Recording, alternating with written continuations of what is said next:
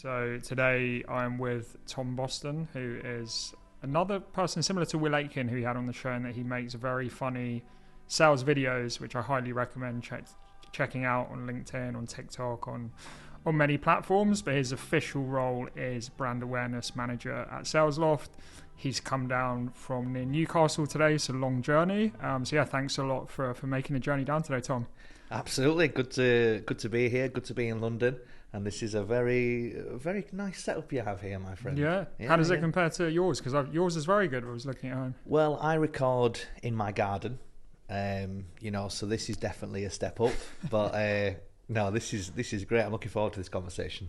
Awesome. Yeah, me as well. So, as we said, you post these really funny videos on LinkedIn and other platforms as well about sales. And obviously the world of sales is often a bit corporate, a bit boring, so it's a little bit different. But I was wondering, how did you decide to do that? How did you decide to get into making these sales videos? Because from what I remember, you were like an SDR, which for those of you who don't know much about sales is like a salesperson at SalesLoft. Yeah, well, I think it was about making noise on LinkedIn, really, originally.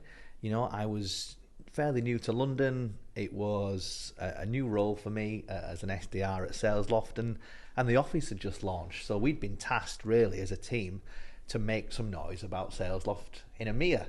And I wanted to do that in a genuine way.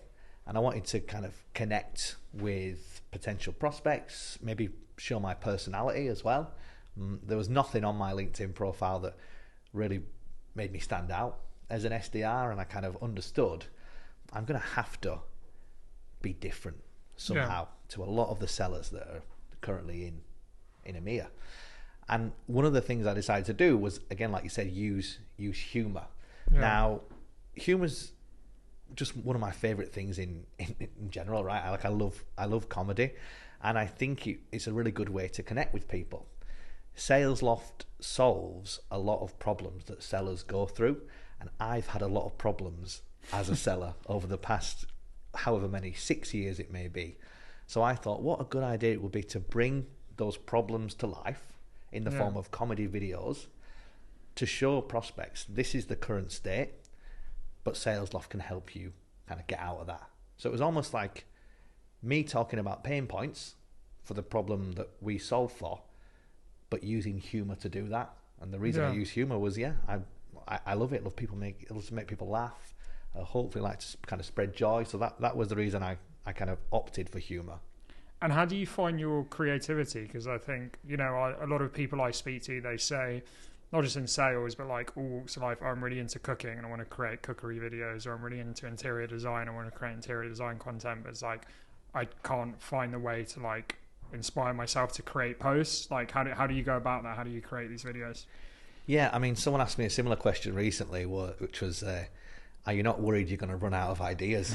And I kind of laughed at that, because one of the things with creativity is, for me, the answer is simplicity. So don't overcomplicate the whole process. So we're thinking about trying to create a video that's intriguing and interesting and resonates and has things in there that people are going to laugh, that's funny. That seems really overwhelming. Right? Like, where do you possibly start? So my process is I just find one thing that the video should be about and try to make it resonate with the audience. And if I can bring humour in, then I've kind of hit all three. So that's my kind of go-to. And to bring that into a sales context, I think about my time as a seller.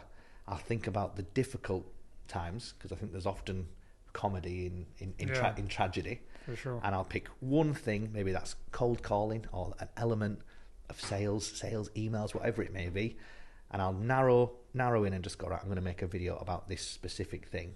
And that's really helped me. I think a lot of people think when I create content, it's got to be amazing, it's got to solve all these problems, it needs to be about 10 things. If it's a funny piece of content, it has to have 15 laughs in the video, but actually it could be 15 seconds, and there could be one laugh in the video, and that's fine. So that's my kind of top tip. Keep it simple. Yeah, and also, like you said, if you cover 10 topics in one video, then what are you going to speak about in the next video, right? It's too broad, right? It's like, for me, the best content just hones in on a specific and resonates with an audience. Yeah, and I think a lot of what you're talking about there is advice I give people about your own personal experience. So I think a lot of people don't realise that the experience they're going through is actually what's interesting. And there's a lot of other people who are in their same situation. Like, I imagine you as an SDR, I think there's millions of SDRs all over the world. So there's people who felt your pain, and then to do a comedy video about this is like, yes, that's me. I've been in that situation. I've been told to fuck off by like a prospect that I've cold called, you know? Yeah, if you can put something together that kind of hits people right in the heart and goes, oh, that's 100%, that's me, or I've had that conversation, I've been in that situation. Yeah. That's the stuff that does well. And again, if you can tie that into the problem that you solve for, then even better. Because you can get to a situation where you can actually send your content to prospects. Yeah. Are you going through this? I want to speak to you about how we solve that. Yeah. So I wanted to take a step back. Obviously, you know, you've done really well at SalesLoft. You've got this big personal brand now. You're creating all these videos you're known for. But, you know, going back, how many years ago was it when you first started working at like Hootsuite? Yeah, so first job at Hootsuite was 2017. Okay. I believe, yeah. So going back now, like over 6 years. So you were, before that, you weren't in this like tech sales space, and you were kind of, this was the first time you were like working with people in London. And I think you said the word imposter syndrome, which we were joking about before the show. It's kind of a new term, but essentially it's like putting yourself in an uncomfortable situation that you've not been in for the first time. But yeah, it'd be good to hear, like, how were you feeling in that, you know, in 2017 when you first had that SDR job? Yeah, I mean, we've mentioned Newcastle, where I'm based at the moment. I've gone back to where I feel home. You know, I'm from Yorkshire originally, but the Northeast is where my heart is. And before I got a job as an SDR at Hootsuite, I was working in basically a call centre in the Northeast, selling gas and electricity. 100 calls a day, 150 on a good day, speaking to people about probably something they don't need. Yeah. And when we decided to move to London, you know, openly, I didn't have a clue about the SaaS space, about SDRs, about customer success, AEs. I'd Googled sales jobs in London, and I clicked on one of the first ones that came up, happened to be kind of Hootsuite, got the job, maybe blagged the interview a little bit. I think they were impressed by 150 dials a day. That might have been what got me the job. And I remember sitting down next to someone and being really open and honest with him and saying, I don't know what I'm doing. I've never used a CRM. I don't know what a CRM is. I just had to Google that. I don't have a clue about the space. And I think that was really nerve-wracking, because I kind of felt like, I have to be a professional SDR. Yeah. And I remember saying to my missus, some of the people I'm prospecting, CEOs, you know, it's CROs, it's C-level execs in London. And when you have this accent and you've not done an SDR role before, really nerve-wracking to kind of, you know, jump into it and feel like you're being successful at the role. But, you know, as I grew and I learned that actually breaking through the noise is easier if you just use your personality, then I kind of leaned into that even in the early days. Yeah. Kind of did what I did in the call centres, right? Used to make people laugh on the phone to break down those walls. And I did the same when I started working in London. But it was only during that time at Hootsuite where I kind of even learned about the wonderful world of SaaS. Yeah. And learning about it made me go, I think I want to be in this world. This is really, really exciting.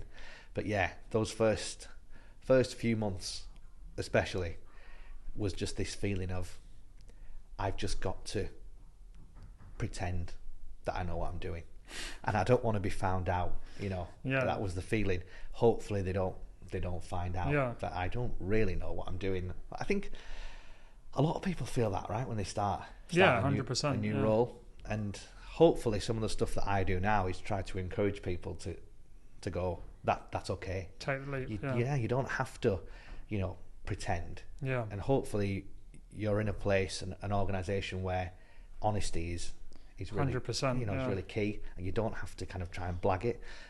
But yeah, that imposter syndrome can be crippling for a lot of people, I know. Yeah. And I liked a lot what you said, because we have a value at Growth Genie, which is like openness.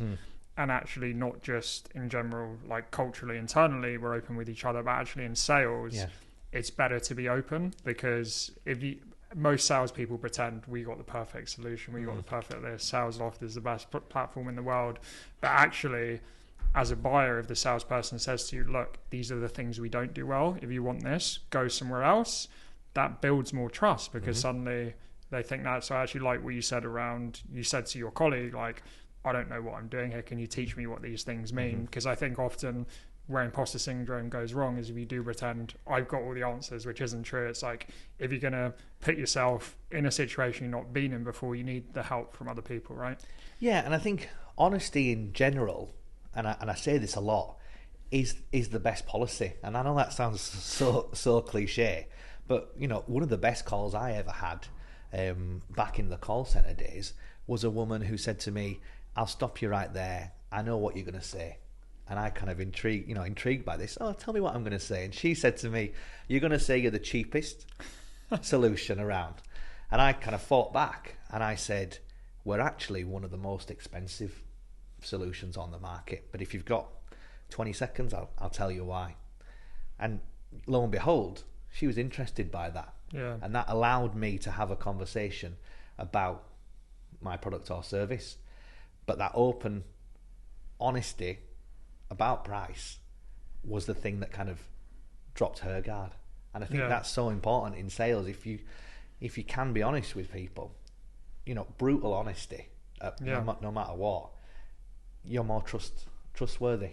And I think that's the key to a lot of successful salespeople, you know. Yeah, 100%. And I think a term, it's a bit of like a vague term, so I think some people get annoyed with it, like be your authentic self. It's kind of like, what does that mean? But I think you gave a good example there, which is, you know, I'm from the north, Yorkshire originally, right? That's right, yeah. Living in northeast where your heart is, you come down to London, it's like, don't pretend that you're like other people from London, you're different, and that's what makes you unique, and that's what makes you stand out, right? Yeah, and another buzzword, and we're using all the buzzwords here, but that's USP, right? Yeah. So if you're a seller, just like, you know, products need to have a USP, you need to have a USP as a seller, and often that can be just being authentic. Yeah. And a lot of people go, well, I need to be my kind of home self and my work self, and those two things are completely different.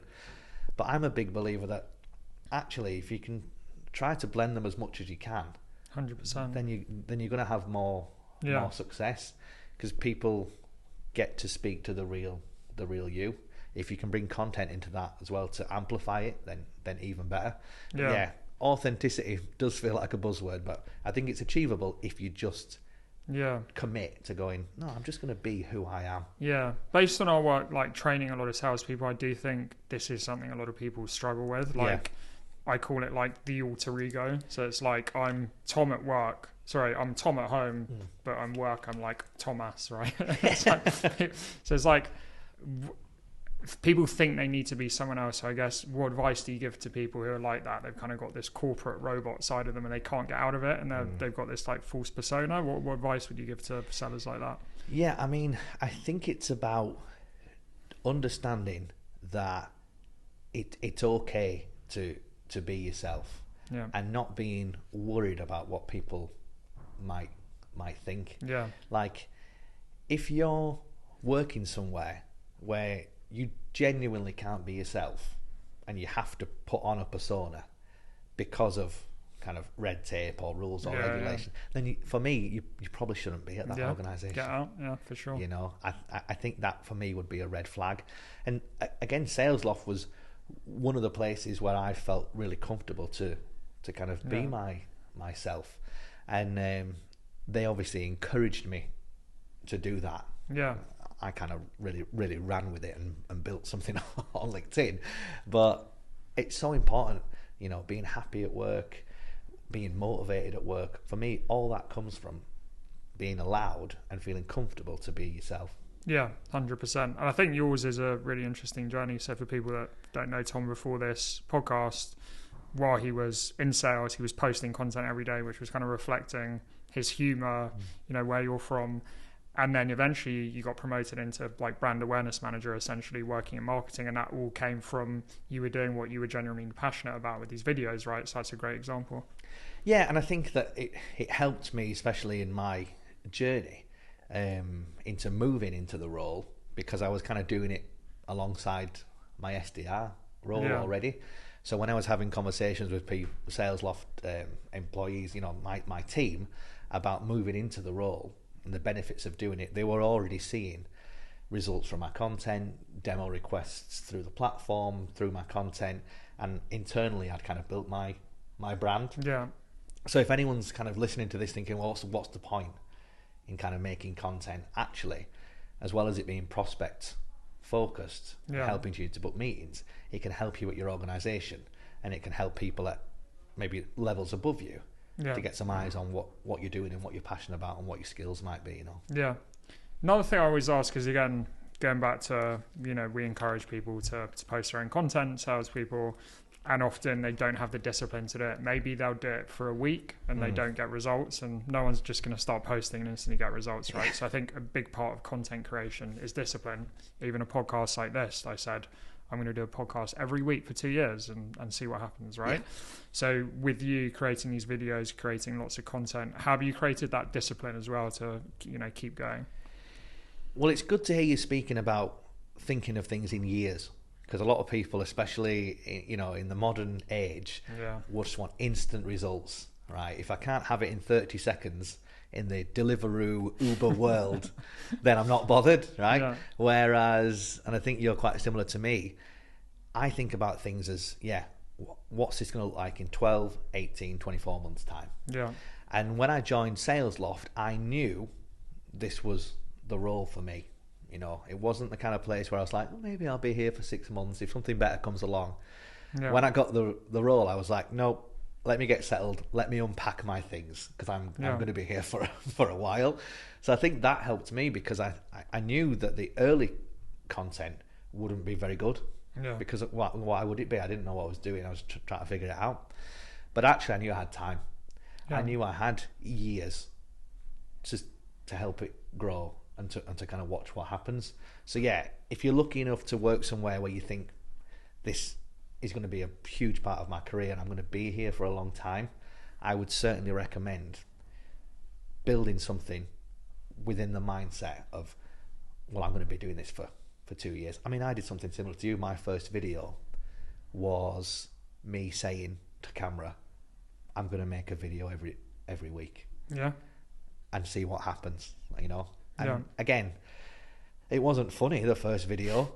I mean, I was waffling. I talked a lot about the fleece that I was wearing, because I had a new Sales Loft fleece. Nobody cared about that video. You know, it had 2 comments, and they were both from people at Sales Loft saying, "Oh, good one, Tom." Yeah. You know, because they were being nice. And that was a huge learning for me to go, okay, yeah, maybe nobody cares about my swag. What do they care about? Yeah. Themselves, their problems. Yeah. So again, you have to make the bad content in order to make the good content. Yeah. And I think it will still happen to you as well. Like, even once you build a following, you're still going to have videos that don't do well. That's the nature of social media. And then you're going to have others that go viral. So even once you build up this big following, that's still going to happen as well. Yeah, because you never really know. And if anyone tries to tell you that they know what will go viral, they're kind of lying to you. 100%. You never really know what's gonna take off. But one thing you can do now with LinkedIn Analytics is replicate things that were successful. And that's something that I've had a lot of success from, even to the point of seeing my spikes in terms of impressions, finding the video that did really well, and creating a similar video 12 months, 18 months down the line to basically a brand new audience, right? If you think about your LinkedIn followers in 18 months, they're going to be very different to who's following you now. Yeah. Hopefully, if you're building a strong enough brand. So being able to replicate success, it's not a proven method, but a lot of my top performing content has been a very similar video to what went viral maybe a year before. Yeah, 100%.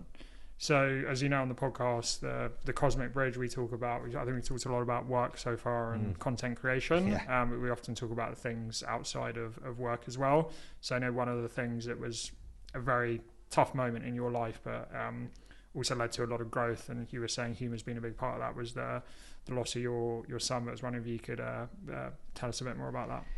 Yeah, so we lost, sadly, our little boy, Joe, in July of 2020.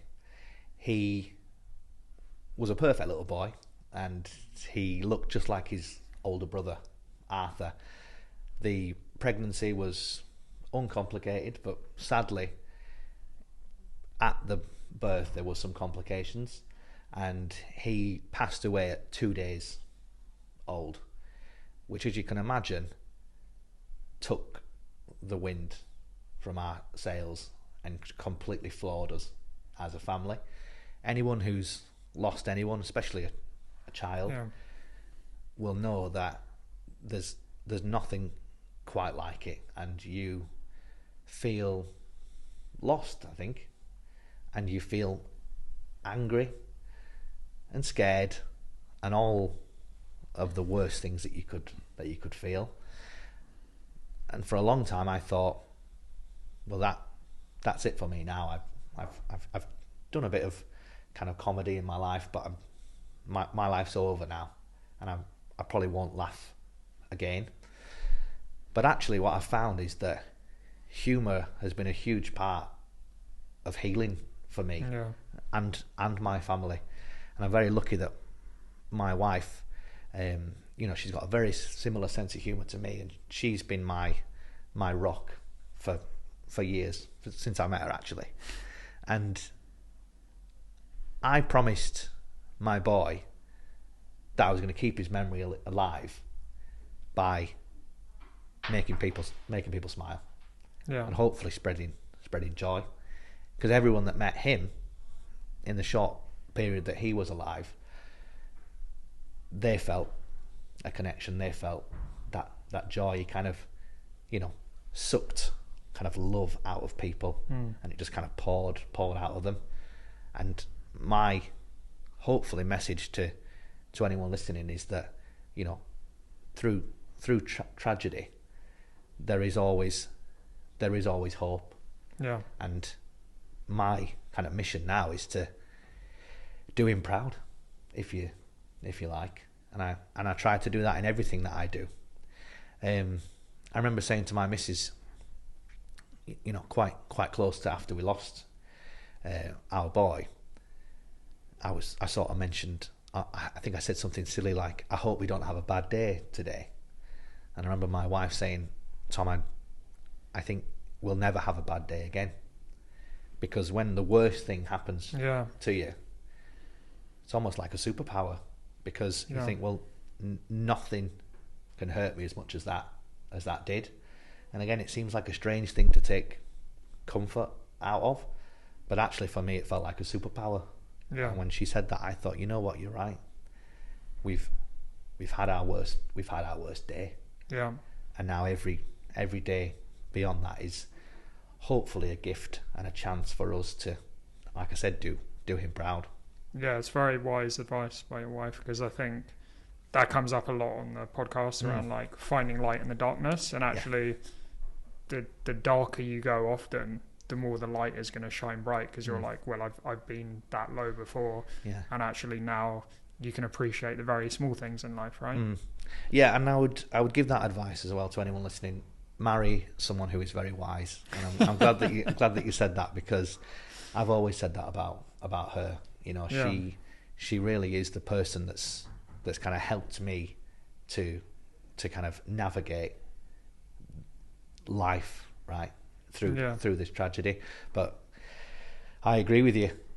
Trying to find the light, that's the most important thing. And there's going to be dark days, right? There's going to be horrible days. But actually, trying your best to find that light and to carry on is so important. I think anyone who's lost anyone will hopefully resonate with that.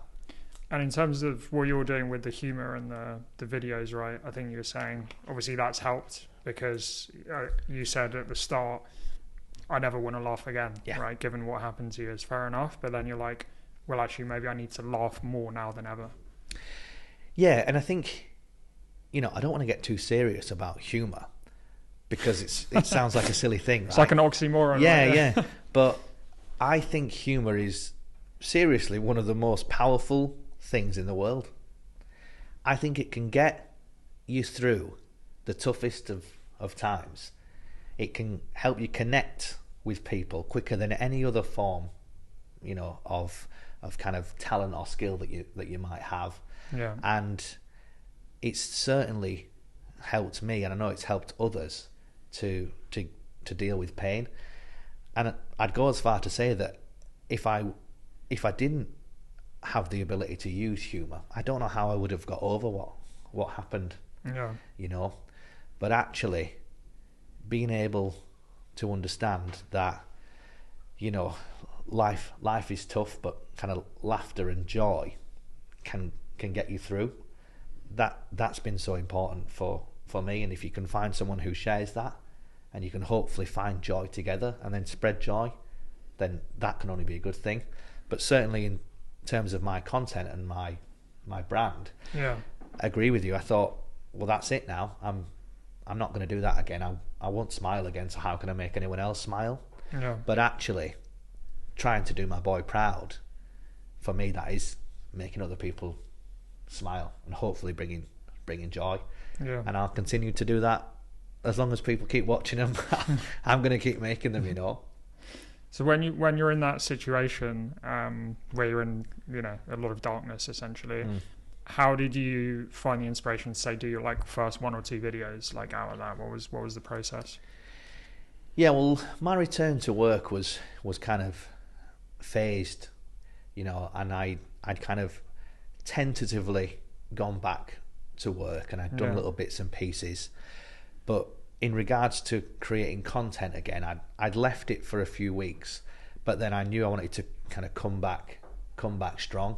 Yeah. And I didn't want the content to have been kind of affected or changed. So I wrote a sketch. About LinkedIn.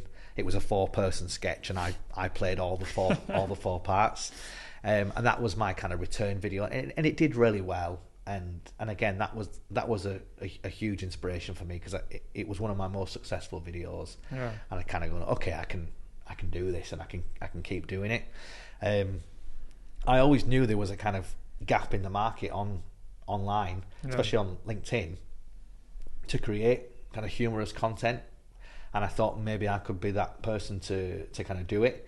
And then, like you say, returning from that time of leave, I wanted to kind of jump in the deep end, if you like, and not kind of tentatively return, but to go, all right, here we go. If anything, let's 10x this from before. Amazing. And let's really do him proud, Love it.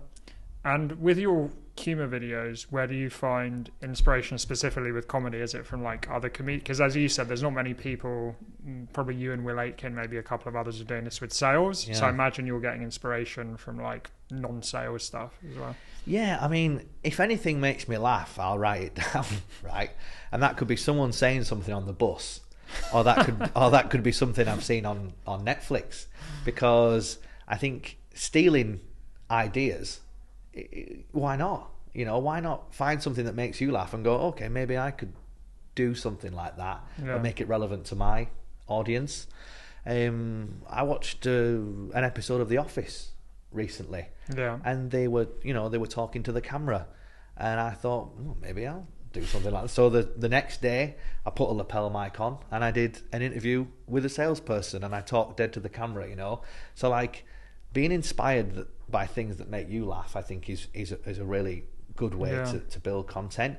But if you're not looking at building humour, content in general, should I say, you should be inspired by the things that you engage with. So I always say, if you're looking for 5 pieces of content to make in the next 2 weeks, go into the content that you've liked over the past 4 weeks find all that content, try to figure out what it was about that stopped you from scrolling, got you to engage, because that's the kind of content that you should be creating. So yeah, anything that makes me laugh, if I see on TikTok, anything that makes me burst out laughing, I think, okay, how could I do something similar on LinkedIn, you know? I like that advice, because a lot of people talk around like write for a niche audience, but you should also write stuff you're passionate about yourself, because going back to the authenticity piece, if you're writing things just for other people that you're not passionate about yourself, that's going to come through and it's going to seem inauthentic. Oh yeah, you've got to enjoy your own content, otherwise it will come across as fake. Yeah. If your heart's not in it, it's like anything, right? People like to watch, engage, like whatever it may be, with people who are having a blast, who are passionate, who believe in what they're doing, who you can tell are having fun. And that's such a huge part of it, right? If you can put yourself into that mindset, rather than, well, how do I get likes? Or how do I get leads? Or how do I sound like this? If you can actually focus on, how do I really enjoy myself? And again, if you don't enjoy making comedy videos, don't make them. It's only because I love it. You know, I love it. This is why I've leaned into it. Yeah, 100%. Bit of a left field question I was going to ask you. So, as you said, you're from Yorkshire. You've lived in London. You're now settled in the Northeast. You said earlier the Northeast is where your heart is. And the reason I'm bringing this up is I think a lot of people in our how old are you, if you don't mind me asking? 35. Had to think about that then. 35. So I'm 34, so you're one year older than me. But I think a lot of people now, because we live in this, like you work remotely, right? So a lot of people are digital nomads. They kind of work from anywhere. I lived abroad for a while. I've lived in different countries, but I think at some point you do want stability as well. And I think because we have a lot of choice, if you do work remotely, I can kind of work from anywhere. But sometimes there's too much choice of like, where do you actually settle down when you've got kids, when you've got a family, etc. And I think sometimes people are like, okay, what's the criteria for where do I live? Because I was born in London, grew up in London, but even I sometimes think that is like, if I still don't have children, but when I have children, do I want to live in London? Do I want to live outside? Do I want to live in another country? And then I've never thought, what are the criteria for where I want to live? So why was it the Northeast that you settled for? I mean, when we first moved to Newcastle, and this is going back, this is about 9 years ago, I'd never been to Newcastle. I'd never really left Yorkshire. I was one of these people. Yorkshire's the best bloody place in the best bloody world. You know, it was only leaving Yorkshire that I realised, okay, there are other places in the country. There are other places in the world. And we went to the Northeast, and you know, my wife she'd got a job up there, and I'd managed to get a job up there as well. So we kind of, you know, we tried it together. We see what the place is like, and I found the people, the friendliest people I'd ever met in my life. And I thought us Yorkshire folk were very friendly. And I moved up to the Northeast, and I thought, these guys are taking it to another level. They were also some of the funniest people I'd ever met. And I remember my first job, I came home on the first day and I said to my wife, I'm going to have to step up a gear here, because everyone is hilarious. You know, there's not like one funny guy. Everyone that you spoke to, you were just in stitches. And then I always tell this story. Used to get the bus back in the day, and I left my wallet on the bus first couple of weeks. What an idiot. And it got handed in, all the cards, all the money. That was back in the day where we used to have money. Do you remember money? Had been left in the wallet, and someone had said, someone's left this on the bus. And I said to my wife, I think we've moved to the right place here. You know, I think I've found where I'm supposed to be. The fact that you can get to the beach, you know, in about half an hour, fantastic. The Northumberland countryside in about half an hour, absolutely fantastic. And yeah, I've always felt kind of settled up there. They call me a southerner, which is tough, right? Being from, because it's technically below Yorkshire's below Newcastle. I thought I was the most northern bloke you'll ever meet, and then the Geordies tell me, "Yeah, you're a southerner." I'm sorry, you know, and I get a kick out of that. Yeah, it's fun. Wow, because I was thinking two things that you said are important in your life: humour and honesty, right? And obviously, you said Geordies are funny, but then also there was the honesty of someone actually handed back your wallet, which is amazing. Yeah, and you know, people will just spark a conversation with you, and again, you have to be prepared for that. It took me by surprise when we first moved up there. but you're in the street and someone will ask you, how's your day going? Where are you going today? And okay, I guess we're having a conversation, stranger. But again, if anyone who's listening has lived there or is from there, they'll know exactly what I'm talking about. They'll be like, yep, that's the Geordies for you, yeah. Yeah. So I grew up in London, live in London, and I do know that in London we're definitely not as friendly as people in Newcastle, kind of classic capital city vibe. So how was it? You said Hootsuite, you were living down here, right? So how was that experience? Yeah, I mean, it was certainly different. I didn't want to move to London. Again, I always say this to my missus. It was her idea. She said we should move to London, and I said, no, thank you. I'm happy up here. And then what happened is when we moved down, it was the other way around. She was a bit unsure. I loved it. I thought, oh, this is great, because like you said, I was expecting people to be kind of unfriendly and maybe quite hostile. But actually, the people that I worked with at Hootsuite, lovely, lovely people. And of course, you have the odd person who might push past you on an escalator once you figured out the right way to stand, all that kind of stuff. But no, I really enjoyed just how much there is to do in London, and I have a secret soft spot for London, and always kind of have. It's certainly a big shift from the northeast. It's noisier. Certainly, but it's fun, and there's so much you can do down here. We actually went on holiday a few weeks ago, and we went to Kent. We drove the whole way, and we stayed in Kent. And one of the things we did on the third day is we came into London as a family, and we went on the Thames, and it was chaos, and it rained at one point, and we got soaked. But it was making memories, and I love making memories, and I think London, anyone who lives here will tell you, it's a great place to do that. You must think the same.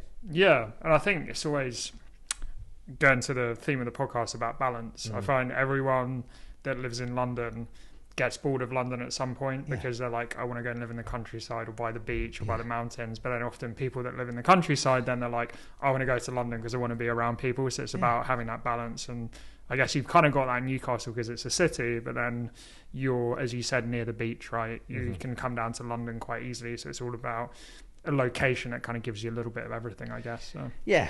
Everything's about balance, like I said. But if you can get the best of both, then kind of happy days. Yeah. Question I always ask on the show is, what advice would you give to your younger self? I want to try and make it specific. So let's go to maybe after your son passed away, you're in a very dark moment.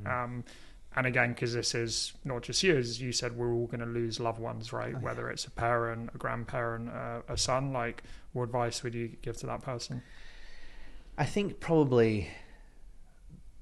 will probably be things will get better. And that might seem like an obvious one. Yeah. But when you're in a dark place, you can't see an end, you can't see kind of the light, and you think that it's going to be a state that you're in forever. I remember saying, I don't see us watching a TV show again. Couldn't watch TV because something would come on and you would break down. Something that you weren't expecting. There might be a scene or a word or something, and you think, no. You can't listen to music. You can't put music on because something comes on. You're done, right? But I would go back and I would tell that Tom, you will get better. Things will change, and one day you'll be strong enough to talk about this on a podcast with a friend of yours. Yeah.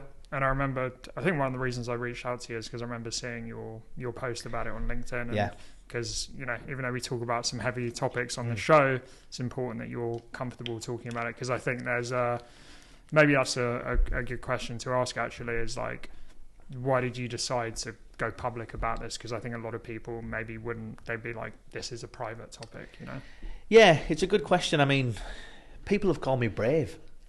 And I always say I'm not brave. I'm just telling my story. And there's plenty of other people who are way braver than I am. But again, it comes back to the honesty thing, right? Joe was here. Joe lived. His life was short, but he will always be a part of my life, will always be a part of my family's life, and his memory will live on forever. So it's almost like, well, how could I omit that from my personal brand? Because you know more than anyone that my personal brand is, I'll just tell you how it is. My podcast is called No Nonsense Sales, right? There's a huge reason for that, which was I want to 100% unapologetically be who I am. And again, if I can encourage others to at least try doing that, I think it can only be a good thing. So yeah, sharing his story, and people have been so kind over the years and shared their stories with me. Yeah, that's now been a huge part of my brand, and I'm so glad that it is, because again, it feels like Joe is part of my story, and he is. Yeah, of course he is. He is. So, like you say, why would I not make him a part of that? But people are afraid, and that's fine. People are scared. What are people going to say? What are people going to think? What are people going to comment? What if I get negative comments? What if I get no comments? All those things I said, they're about you care about those things, don't you? You know, I really, really care about that. But I don't care about any of that, and it's really freeing, really, really freeing to go. I don't care. It's my story, and I'm gonna tell it. Yeah. If anyone leaves a comment I don't like, I can delete it, and I can move on with my day, because shock, horror, there's more to life than social media. And again, I'm, as a social seller and someone who talks about it a lot, it's about reflecting on the importance of things. And actually, in my life, social, it's a big part of it, but it's not the most important part of it. There's plenty of other things before that. That's a mindset thing, right? If you can get into that mindset, well, I'm almost untouchable. There's nothing anyone can say. If we go back to what I was talking about earlier, there's no bad days. Try to say something negative, and you're going to struggle. You know, because again, I don't care about any of that, and I'm going to be who I am, and I think that's so important to people who are looking to build something authentic. Yeah, absolutely love that. I think that's a great way to end the show. Mm-hmm. What I will say is subscribe to the No Nonsense Sales podcast, partly because I was a guest on it, gave some objection handling tips. Good episode that. All I did for 15 minutes was throw objections at you, but you handled them very, very well. I tried to. But any other, obviously follow Tom on LinkedIn. We'll put his LinkedIn and TikTok in the notes. Any other resources you want to send to anyone, or we put in the show notes? I always say there's not a lot of bald blokes on LinkedIn with a ginger beard called Tom Boston, so I'm very Googleable. But no, check me out on LinkedIn. I'm there most days. Awesome. Well, I think main takeaway from the show today was don't care what other people think and be your authentic self, and that's going to come, as I said, the be your authentic self is something I have a problem with, but not caring about what other people think and just putting your heart into your content. I think that's how Tom's become great. And subscribe to us on YouTube, across podcast platforms, and we'll see you next week. Thanks for having me. Cheers, Tom.